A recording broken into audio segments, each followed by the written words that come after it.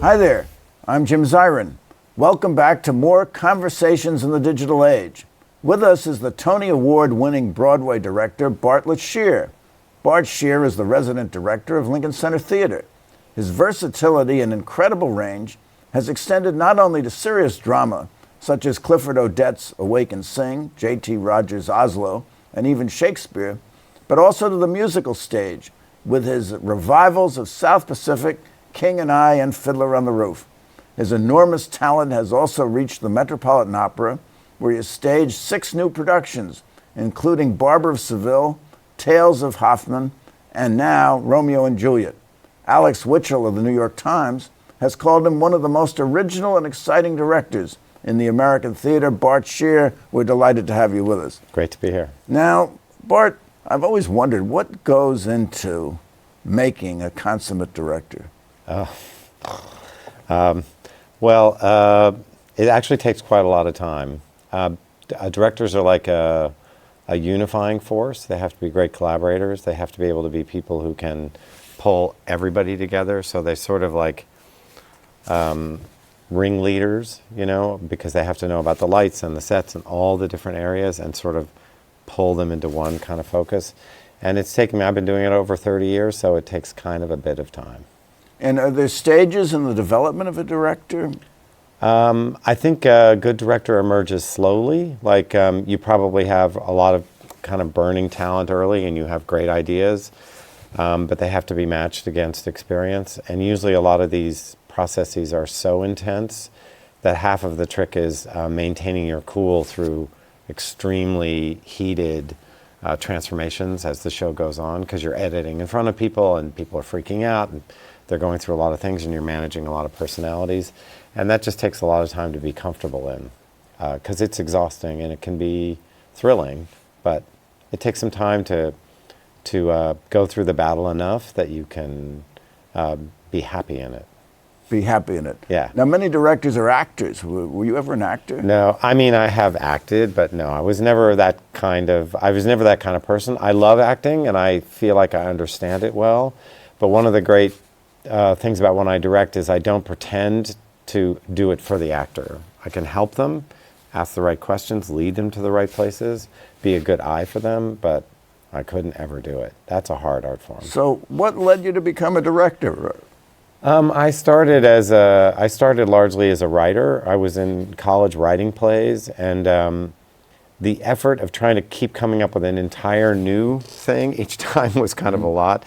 And I moved my way into what I would call from the creative to the interpretive side, and found that when you would give me something like Shakespeare or Chekhov, or it could be a musical, that I really enjoyed taking something that was already made and bringing it to life.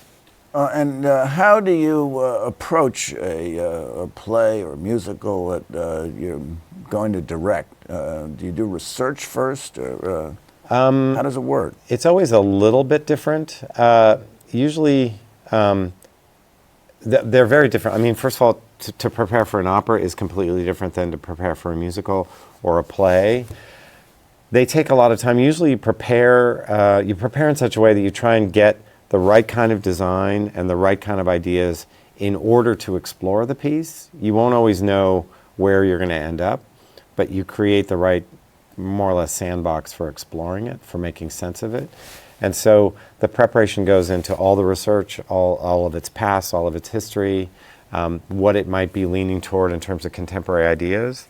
If it's a revival of a show that's from, that's 200 years old, you have to ask what the immediate significance of doing it at this day and time in history is.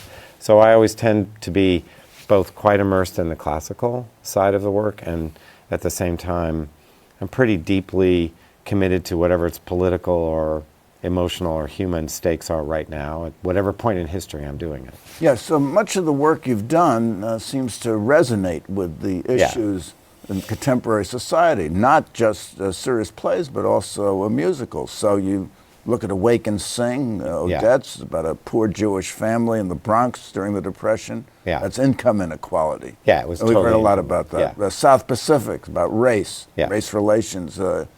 King and I is about gender and education and empowerment of women. Yeah. Fiddler on the Roof, refugees. Yeah. And now your latest, which is playing now, Oslo, which is about jihad and terrorism and also making peace with your enemies. Yeah, it's about peace. It's about the idea of peace and whether it's possible in circumstances that are impossible. So if I'm doing something like Oslo, as much as I'm thinking about the relationship between the Palestinians and the Israelis in 1993, I also am thinking about being a citizen in the United States right now and wondering if it's possible to get Republicans and Democrats to ever agree on anything. And so when an audience comes in and looks at the show and they see this sort of process that the lead characters in Oslo went through, they wonder what is possible to bring intractable forces together. So you're always looking for the sort of double or triple game in theater. So what's on the surface, what's right below, and what are its implications beneath? Because for me, the really great part of the theater is the gray space between the audience and the piece, where the audience fills in the information that you're alluding to or suggesting so that they can begin their own conversation with the piece as they're watching it. Now, the play Oslo kind of evolved in a unique way, didn't it? Yeah. Because the protagonists are two Norwegians. Yeah. One, the woman, Mona, a member of the Norwegian Foreign Service, and her husband, who was really, I guess he was an official in a non-government organization. Yeah, he ran the FAFO Institute. Ran an NGO, and they happened to be friends of yours. Well, before actually, the play was ever written. Yeah. Before the play was written, I met Mona Jewell in front of our daughter's school at Chapin School in New York City, where they were best friends in second grade and got to know them. And I knew about Oslo, so I would ask questions. And we brought Terry in to talk to our cast on Blood and Gifts. We did a play about Afghanistan and the Stinger missile program in the 80s. And he knew a lot about the region because he's been negotiating peace agreements there, for the last 25 years. And as he was talking to the cast, both JT and I were like, well, Oslo JT is JT Rogers. Yeah, is our writer. So this really smacks of Hamlet in a way, with the director orchestrating the play before the play is even written. There's the play within the play. Occasionally in my life and the work, I've stumbled on something which I thought was a good piece. JT Rogers and I are trying to do a whole series of plays on the Middle East, and the idea was to do Afghanistan. He wants to do one on Iran in the 50s and the rise of the Shah, and then one on the Egypt Spring. And at the same time, we were discussing Oslo, and we would have dinner with Terry, and it came up. And it was really JT who was like, well, this seems like the right seeds of a play. But it all kind of came together in that way. So now, is the play a docudrama, or is it the dramatization of real-life events, or is it something else? It's a dramatization of real-life events. The nice part about Oslo and what happened between January and September of 1993 is that in all the accounts that we have of it, the accounts agree. The only thing they don't agree about is who gets credit for who did it. They all disagree about that. But the accounts are there. The ingredients for making good theater are also there. There's a tight timeline that's January to September. There are two outsiders, Terry and Mona, the Norwegians, who acts as proxy into the conversation. We're talking 1993. Yeah, they are the ones who lead this back channel negotiation. So it allows for us to have a memory, like a history play, like you'd have in Shakespeare, of a particular time, and then have a conversation we're not used to having about whether it's possible for the Israelis and the Palestinians to talk about peace in the Middle East or talk about the region. Very, very, very frank conversations happen in the play. The play's extremely funny because they were it's all behind closed doors, and so the way they behaved with each other was quite intense and quite funny and quite crazy. And it's supposed to be secret, so you're peeling off the veneer. Yeah, so you get to go behind closed doors and see what's happening. The room where it happened. Yes, exactly. It's very much a kind of Lin-Manuel Miranda Hamilton version of a particular time in history. Yeah. And so you explore the relationships between the Israelis and the Palestinians, but there's also the relationship between the couple. Yeah. How'd you do that? These are friends of yours. Yeah, well, interesting part is that when we agreed we were going to write the play, we made a deal with people involved in it that they could never see it. In other words, we were going to write it, and they just were going to have to come and watch it, including Perez. We met Shimon Peres too, who was willing to help, and we went Interesting, to it Norway. Coincides with the death of Perez, who was so involved in this whole Yeah, and we were process. hoping he was going to come. He was such a great man. But for Terry and Mona, we knew this. They have very different personalities and brought very different things to the negotiation in terms of how they supported it. So J.T. Rogers, as the writer, made some choices about how that relationship built, but it gives you a human way of exploring the piece and moving through the piece, and it's part of what makes the drama so exciting. Now, this play, Ben Brantley of the New York Times said, what director Bart Sher has created is a streamlined time machine, comfortably appointed enough to forestall jet lag. Were you trying to create a streamlined time machine? The advantage of doing theater that's different than film is that I've always wanted to do like a thriller in the theater, this becomes like an intellectual thriller. Is that in theater, because the audience is at a distance looking at an event in front of them, I can do more than one thing at the same time. And I can overlap time in a way, so you can start one scene while the other scene's still going on. So it's very tight in its composition. And so it forces the audience to be juggling several things at once. It's like having 4 pages open on your computer at the same time, and you can take in all of them. You can see all these things at once, and we integrate video projections with it at the same time. So audiences are quite engaged by more than one event at the same time, and they're having to make very quick calculations about what choices have to be made to keep the thing going. So it makes for a really hopefully thrilling evening, and it's pretty fun. Let's move on to South Pacific. Okay. Musical, an iconic musical. You won a Tony for it in 2008. It's a revival. How did you see the show, South Pacific? Yeah, well, in the case of South Pacific, we had a really big task, which was it had not been revived on Broadway for almost 60 years. It was one of the most beloved pieces in the Rodgers and Hammerstein canon. It was most beloved because it was deeply looked to by a generation of people who'd just gotten out of the war, because it opened in '49 or so, and it was hugely about their experience, and it was dealing also with issues of race, etc. So you went ahead 60 years, you had to recreate the spirit of that, and you had to also look at what was different. And when you went into the history and you saw the questions of race that were in there, the questions of segregation in the military and how things changed, it became a different story. It became a story about who's allowed into our family, who's allowed into the family. In that case, can a family be of mixed race? Can she accept, as a person from Arkansas, this sort of new person in her life, in Emile DeBeck and his kids? So that kind of thing became the center of the piece. At the same time, there's huge questions about gay marriage and who were able to be in families. And what you do in the theaters, I don't come to conclusions for people. I go back to our history, where we were asking the question one time before and ask it again. And so the audience brings their new experience of who they are and their memory into the piece, and they ask the question over again, the same way they do in Oslo. So that's where history plays are powerful. They allow us to remember and reconnect and ask and evaluate where we are now. And it gives us a chance to make sense of it. And it came at a very good time. We just were electing Obama as president, and it came at a time when we could really see that we actually got better. We actually improved. And maybe I am more attracted to stories where there's potential or hope or growth. Or a happy ending. Yeah, well, not a happy ending. It happens to have a happy ending.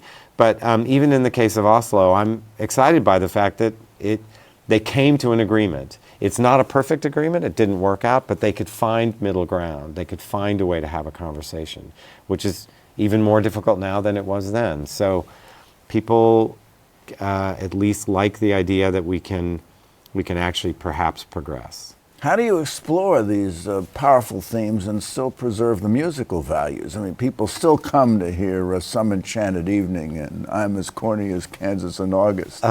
Well, I mean, you explore them easily if you have Rodgers and Hammerstein writing them, because they happen to be extraordinary pieces of musical theater. The great thing about Rodgers and Hammerstein was they were so good at that, but also they were very experimental for their time. They were trying new themes, new ideas, new kinds of stories, and trying to put them together. And so that's one of the easier parts, to be honest, because it does give relief to the seriousness of the story. It could be the same if you take Verdi's Otello, which I did at the Met last year, where you have this extraordinary Shakespeare, but in a musical form, you find much newer and richer things that Verdi and Boito just pulled out of there that are very powerful, very different than Shakespeare's. And the music it's pretty helpful for an actor if there are 80 people in the pit supporting the emotional journey of what you're trying to express with all the scale that music can provide. Are you a student of music? I'm good at the rhythm of music, and I hear music extremely well, and I study music very hard when I'm preparing. When you work in a place like opera, you have the support of a great music director. So if it happens to be with Maestro Levine, I'm a student of Maestro Levine's in that case. So we work together to make a piece. It's different for the director in that case. What I have to do about making the movement support the line of the music is different than what the musicians have to do. The incredible thing about opera is how a singer does all of it at the same time. You also went on to do another Rodgers and Hammerstein hit, The King and I, won a Tony for Kelly O'Hara as Anna, the teacher who comes to teach the children of the King of Siam. You were nominated for a Tony for The King and I. How did you see The King and I? Did you approach it the same way? Yeah. I mean, The King and I has a different thing that it brings up. It's deeply about a subject that's incredibly important: the position of women in the third world, the position of education for women in the third world, and so you look at it now and you go, this is a huge question in Afghanistan, throughout the Middle East, and throughout any parts of impoverished areas where there's inequality at a great scale. So you go deeply into 1862 and you try to tell that story exactly as it was, because there was a king caught between a traditional and a modern culture, his country undergoing enormous change, besieged by imperialism, who actually learns and pushes his culture to change. And the promise of that there can be growth within these incredibly complex situations, is something when audiences come back to it, they make their own associations, say, that's just like now, or that's different. And so, it's getting to know you, even though it seems like this very sweet song from, 1952, is in fact still an important question, like how these cultures intersect, how the West and the East make sense of each other, and how we learn about the oppression of women anywhere and how you watch a king actually change his culture and make a new decision. That's a huge thing. At the Beaumont, there was a thrust stage. Yeah. Mm-hmm. My overriding impression of your production is the king is out in front. It's all about the king. Yeah. Even though there's 51 people in the cast, it's very much a story about two people who are struggling and learning from each other very intensely. The great thing about the Vivian Beaumont Theater, and people who come to Lincoln Center, is it's literally the best place to make a piece of theater in the United States, because it's so epically big, and yet the thrust allows it to become so profoundly intimate. So audiences who are used to watching film or watching something on their computer have an enormous experience of deep intimacy and closeness to an actor against a backdrop that's vast and huge, and you can't get that relationship in many theaters. We're now doing it for the tour, and I have to adjust it from the thrust into a proscenium, and it's a chore. It's proscenium a lot of work. is It's just kind the of a box. picture Yeah. frame box. Yeah, if you're in the Beaumont, there's 1,100 seats, and there's 1,100 points of view. They're all seeing something different because they're wrapping around the thing. So it's quite a complex series of math. Whereas if you're in a proscenium, essentially you're controlling one point of view. Now, what about the musical values in the King and I? Because it's somewhat different from South Pacific. You have kind of a mixture of musical. Yeah, values. you do. I mean, they chose not to use an Eastern kind of musical scale. They kept it in a Western idiom for how they made the music. But probably the big difference is actually the ballet. There's this fantastic ballet that Jerome Robbins choreographed in his early work. That I think if you were to make a new musical now, it'd be pretty big thing for you to convince people to put a ballet in the middle of it. It just doesn't work that way. You kept the Robbins choreography. Yeah, we kept the didn't Robin you? choreography. At least for the Uncle Tom sequence. Yeah, no, to adjust it out. And it's quite a profound experience when the audience is switching vernaculars from the musical into literally a ballet for 18 minutes of the show. But they're thrilled. They have quite a great deal of love for it. It had to adjust to a thrust, so they were even closer to the dance. But it's as a musical, it's enormously approachable. They were very good at creating an access and a humanity to the music. They were the best. Tell about working with Kelly O'Hara and Ken Watanabe as Anna and the King. There's an extraordinary chemistry between the two when they did the Shall We Dance number. I mean, Yeah. Did you as the director generate that between them? No, luckily I hire really wonderful people, so I don't. I mean, getting Ken to do the piece was quite a chore. I think he was filming Godzilla or something in Vancouver. And one of the biggest questions, since Yul Brynner was so indelible in the part, was to find somebody who could really make it new for now. So I flew to meet Ken and sort of, I wouldn't say I begged him, but it might have been close to begging him to do it.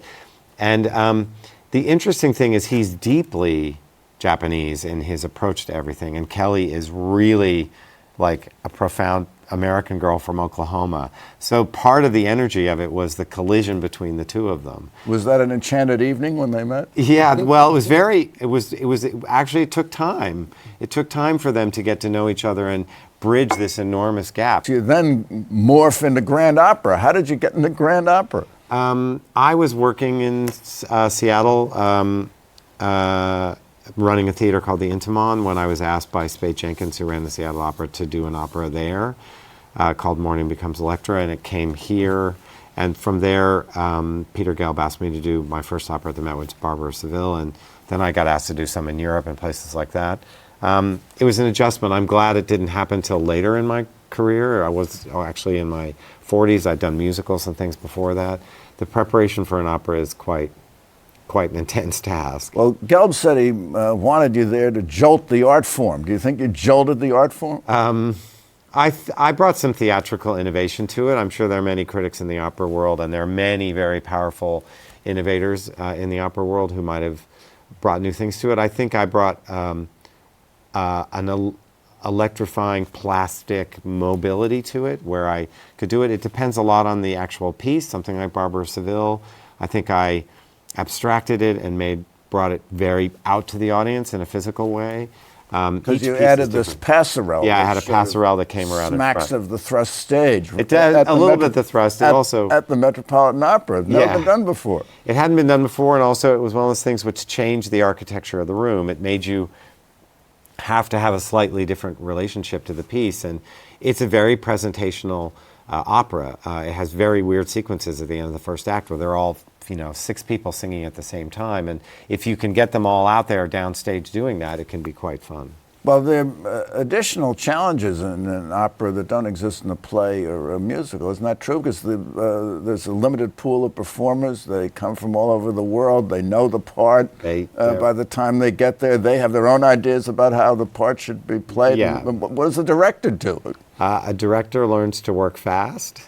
And these are all very temperamental people. They're not, I don't think they're temperamental there, but they don't suffer fools, I mean, I've literally had opera singers on my first show at the Met say in front of me to the other opera singer, "Oh, he's good, you can listen to him."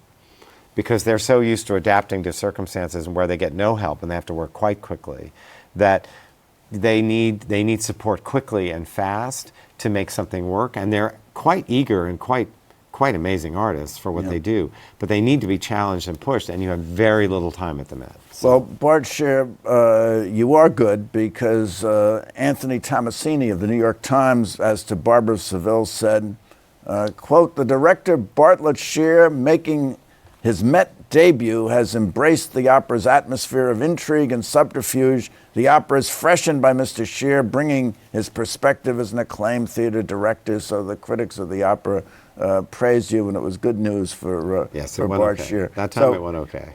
So I have a question for you. Yes. What's new? What's next? Well, I will be doing Romeo et Juliet, which is a Gounod opera at the Met. It's one that I've done before in Salzburg and in Milan and in Chicago, so it's a fun one. And bringing Oslo back is a very, very cherished and exciting thing for Lincoln Center. So two separate couples, but a lot of drama and a lot of intrigue. Yes, very. Bart Sher, I'm sorry we've come to the end, because it's been marvelous. Thank you so much for coming by. Great, thanks. And thank you for coming by. Tune in next week for more conversations in the digital age. I'm Jim Zirin. All the best, and take care. When you feel her call you across a crowded room, then fly to her side and make her your own.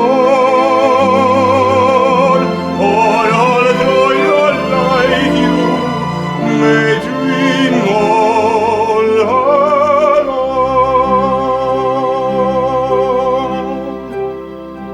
Once you have found her, never let her go. Once you have found